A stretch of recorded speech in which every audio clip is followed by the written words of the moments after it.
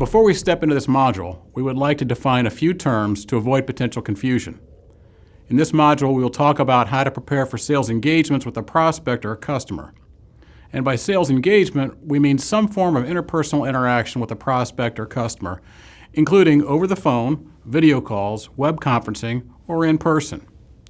While most of what we will discuss applies to any form of interpersonal sales engagement, for our purposes, when we use the term sales call, we are referring to a face-to-face sales engagement.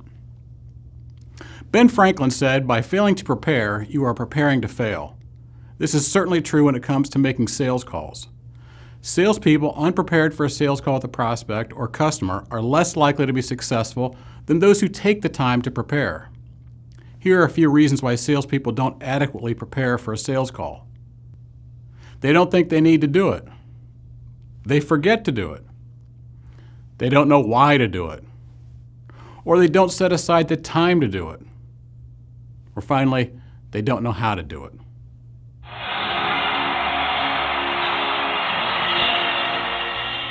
Now think about your favorite college or professional sports team. Can you imagine the coach of that team heading into a game without a plan? Or using one of the 5 excuses for not creating a game plan?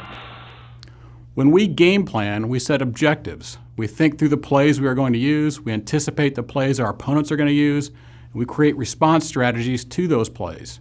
We develop contingencies for unseen events and determine how we're going to allocate our resources. Sales call planning is similar to game planning.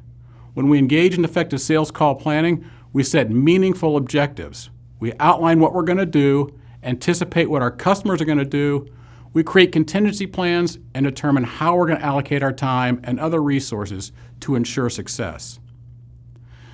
Now you might be thinking, look, I know my customers, I know the process, I know the business.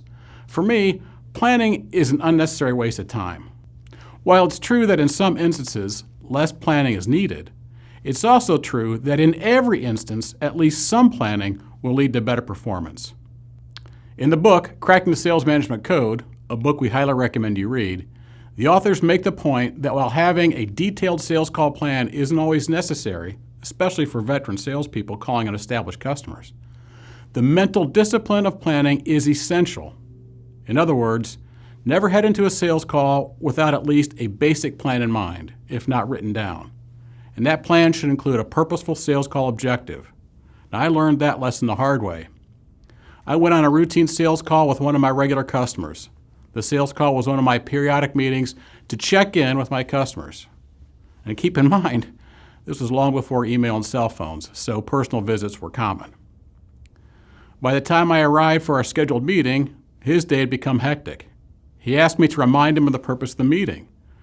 I said to see how things were going with our products and if there's anything else he needed. He said, "Everything's fine, have a good day," and off I went. I had accomplished my objective, which was essentially nothing.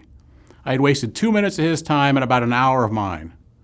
I never went on another routine sales call without a plan that included at least one meaningful objective that moved the needle. If you aren't already, becoming a disciplined planner is challenging. One of the best ways to get there is to commit to completing a written sales call plan for each sales engagement you have with your prospects or customers. Using a sales call plan template will help make it easier to complete the plan and will help make sure you have the information you need to be successful. As you gain more experience, you can customize the template to better fit your needs. You may even find you don't need a written plan for each engagement. To quote the authors of Cracking the Sales Management Code, "The plan means nothing, but the planning means everything."